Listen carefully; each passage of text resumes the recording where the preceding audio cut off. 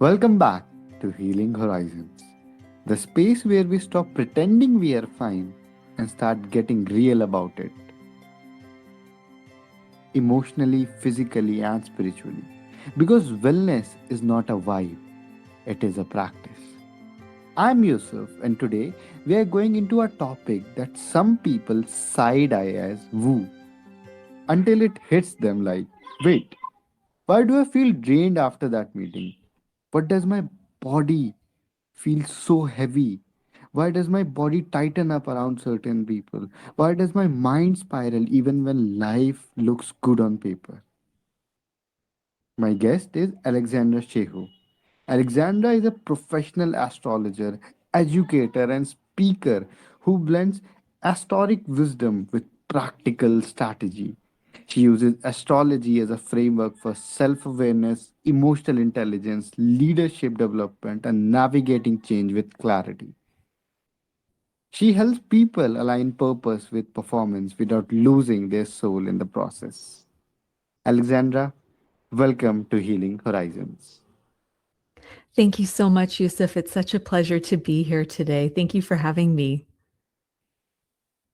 I'm excited as well. So, Alexandra, if someone's listening and thinking, okay, it's a cool concept, but prove it. What are the most obvious signs there are that you can prove them? Oh, for skeptics. Oh my goodness. Well, one of the things that I love about astrology is that it really provides insight into human nature. And so, very often I chat with people before I ever bring up astrology. And, I can't tell you, Yusuf, how many times Hmm. that I can identify their primary element. I can identify aspects of their nature. And so they usually kind of look at me a little bit stunned when I make those Yeah. identifications. Hmm. And so astrology was always meant to be a system of personal development. Okay. And and the primary basis for most people's skepticism about astrology is that it's the way it's been presented for the most part in modern days is that it's basically a system of behavior prediction Yeah. and limitation. Hmm. However, that was not how it was originally conceived and worked with. And so this is the primary reason for most people's skepticism. And so when they understand that astrology, its origins were actually meant to basically be along the lines of self-development, a lot of that skepticism disappears. Okay. Yeah. Yeah, that explains pretty much. One of the most striking thing about astrology is that most of the people, you know, uh, have very negative thinking about it. Like they just think that it is a hoax. It is just a man-made thing, or all the foolish people just follow it. So, what are your thoughts on this, and what are your reply to those people? Well, I can't actually blame them for thinking that way. Okay. So, and the reason that I say that is because there is a vast difference between the origins of astrology and what was originally taught Yes. versus what most people find now. Okay. And so what most people understand astrology to be, in our current days is the horoscope that you read Yeah. in a magazine or Yeah. in a newspaper.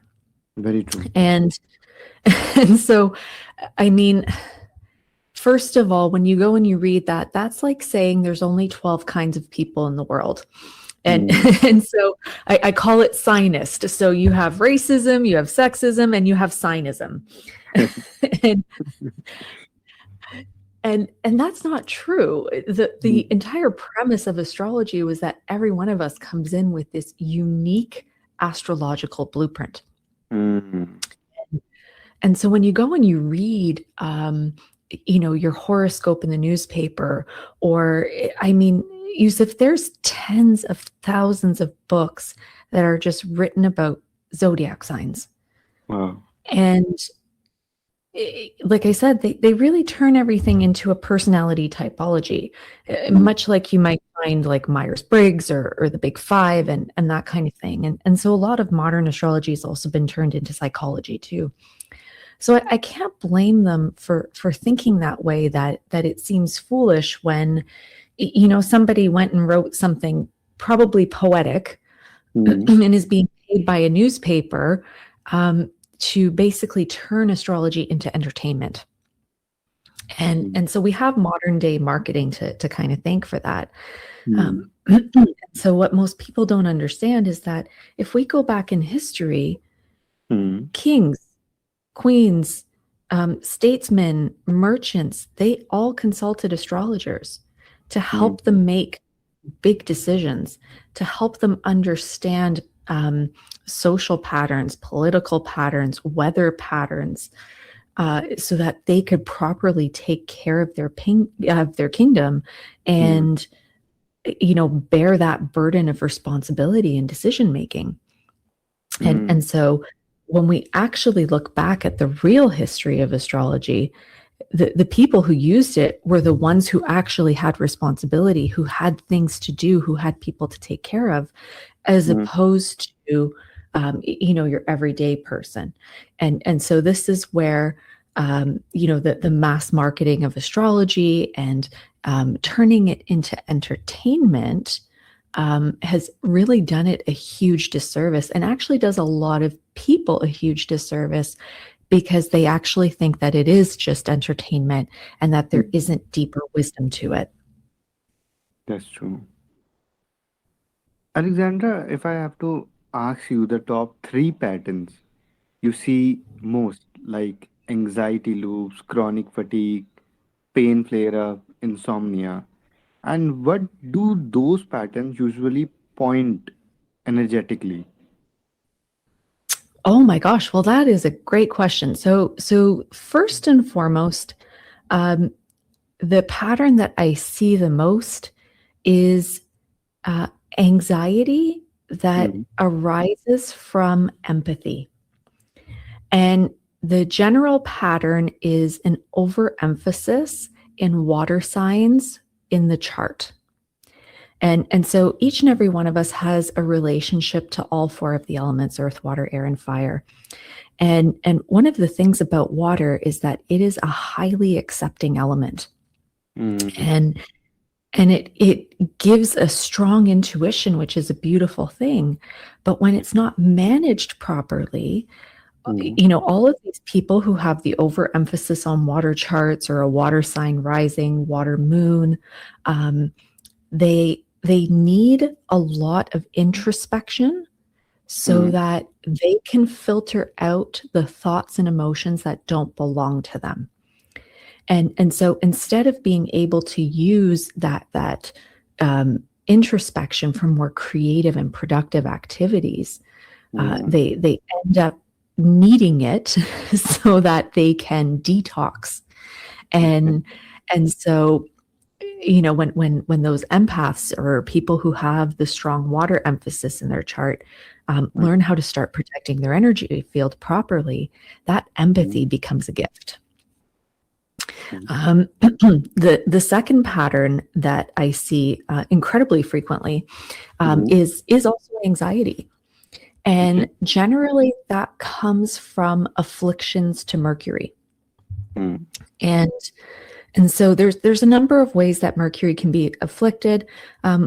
One of the first things is that Mercury is so close to the sun that he is frequently either combust or under the sun's beams, and so those are detrimented positions that basically speed up Mercury's energy, or the energy of the mind, and in speeding it up, there's a tendency towards overthinking, and mm, and so for people who have afflictions of Mercury, generally they tend to try and calculate all the permutations and combinations of whatever it is that's lying before them, and try and prepare themselves for the most minute possibilities that could happen. mm, And so they end up panicking. mm, And for people who have those afflictions to Mercury, meditation Meditation is your Mm. absolute best friend, because basically you have a mind that's wandering 100 feet ahead of you, and what you want to do is learn how to rein it in and teach it to think when you want it to, not Mm. when it's trying to do it of its own volition, right? Mm. And then the last one, I would actually say, because I'm trying to think about this here, because there's a lot of problems that I encounter pretty frequently, but I would also say boundaries is the Mm. third one.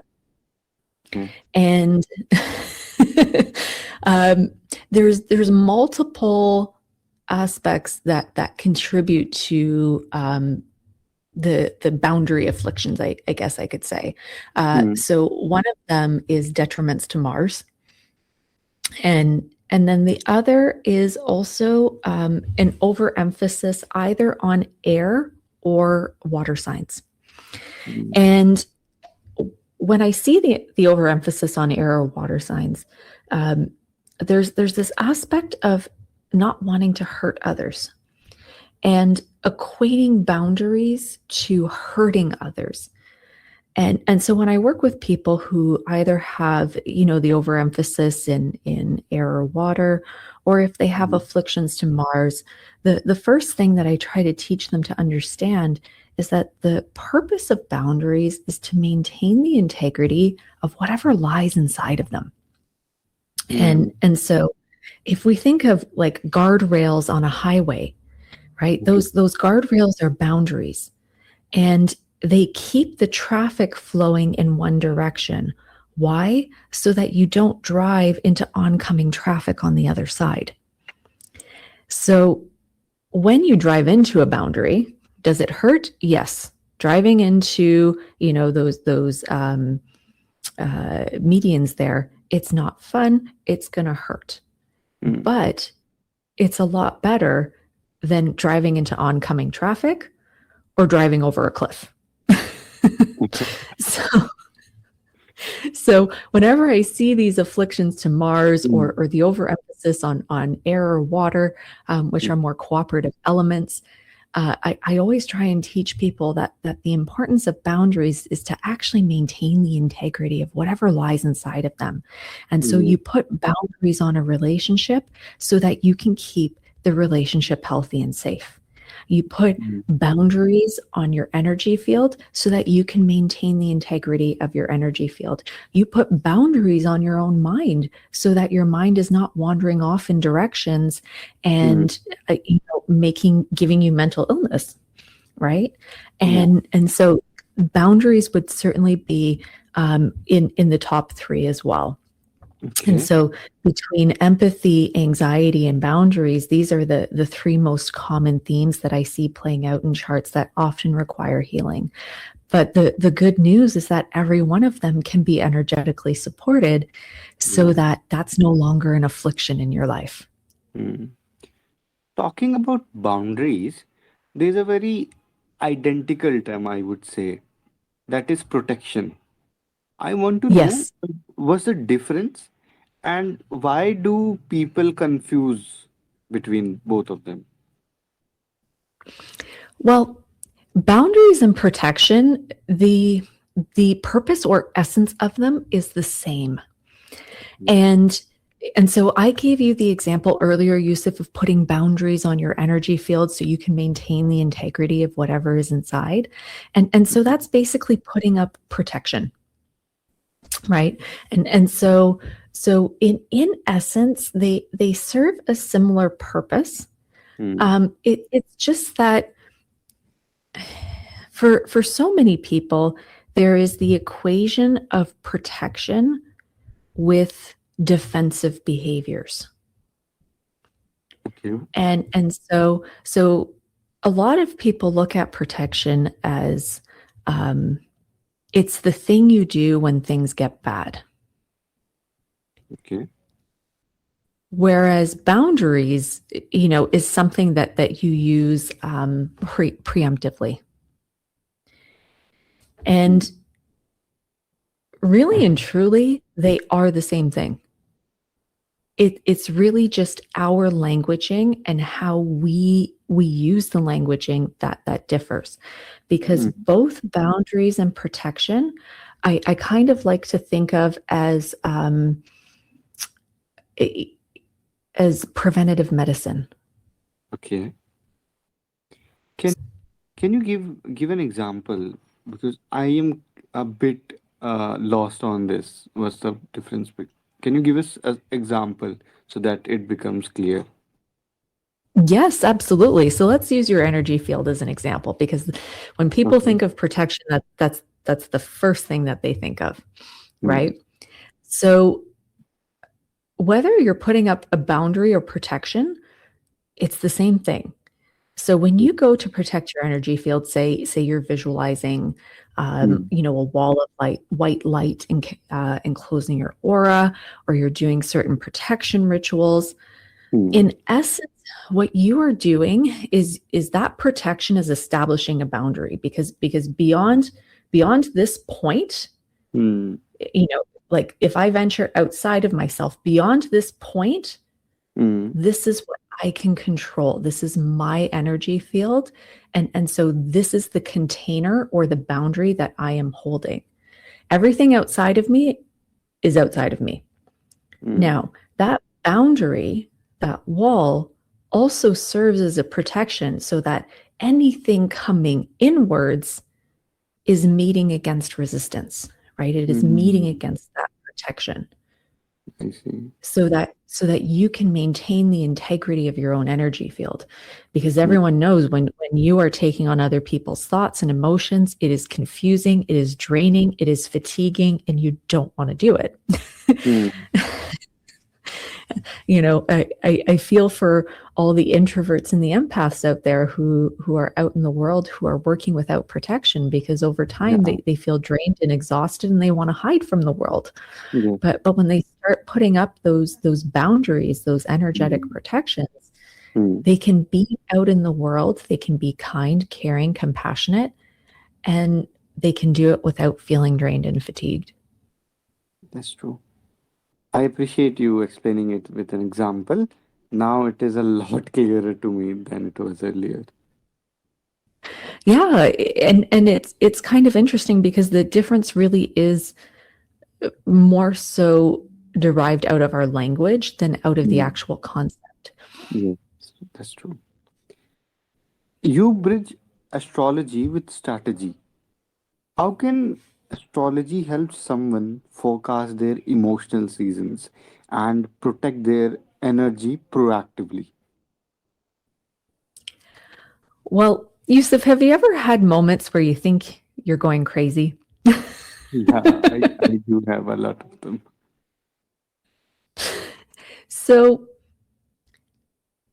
when it comes to astrological forecasting, we go through cycles and periods where different energies are activated in our field that either support growth, Mm, and so in forecasting we would call those soft or positive aspects.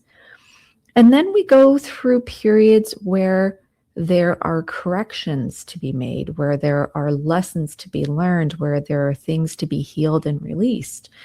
And yeah. so those are what we would refer to as the hard aspects, or Okay. challenging aspects when it comes to forecasting and transiting and that kind of thing. So all of these kinds of aspects happen at different times according to your chart.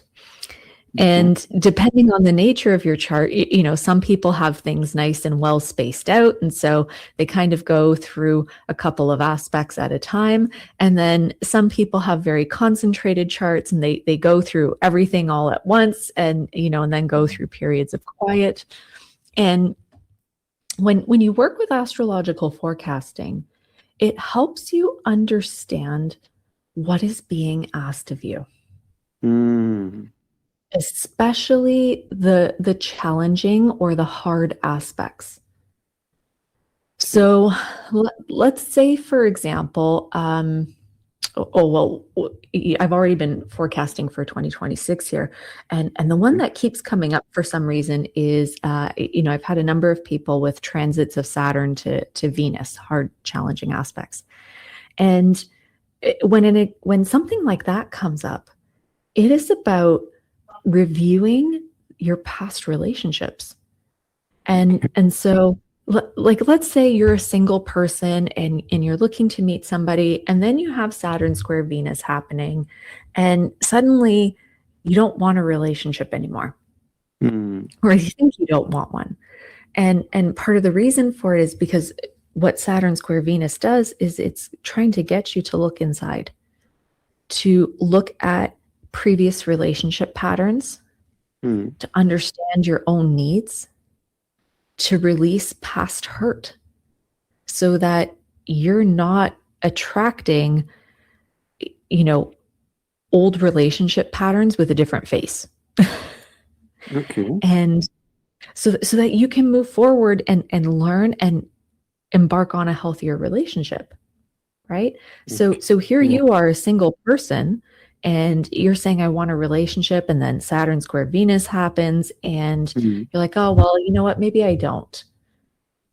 Meanwhile, this is a chance for you to clear all that has happened in the past, to learn from it and move forward, because maybe you were attracted to the wrong kind of person, or maybe you're not good with boundaries. And so you end up in relationships where you feel used, because you can't hold boundaries with that person so that you can have reciprocation, right? So in an example like that, it helps you to understand, okay, well, I don't want a relationship right now because this is my time to look inside of me. I have an opportunity here to release the past, not so that I feel pessimistic about relationships and say that I'm going to be a single person for the rest of my life, but rather to look inside of myself, to understand what I truly need, what was my role in my failed relationships, so that when I do meet the right person, I'm not repeating my past cycles with a different face. That's true. Wow. Alexandra, are there any ways that our listeners can connect with you? Oh my gosh. Well, I would be honored to connect with anyone. And so you can find me at astrologerroyale.com. You can also find me on Instagram at astrologer.royale as well. And I would be absolutely honored to share astrology with anyone. And on my website, you can also find a copy of my free ebook, Star Powered Resilience. And it is a zodiac-inspired guide to managing stress and burnout. And my pro tip for anybody listening, if you also know your Mercury and Mars signs, it will take all the information that you receive in the book a little bit deeper and make it more nuanced and customized for you. Perfect.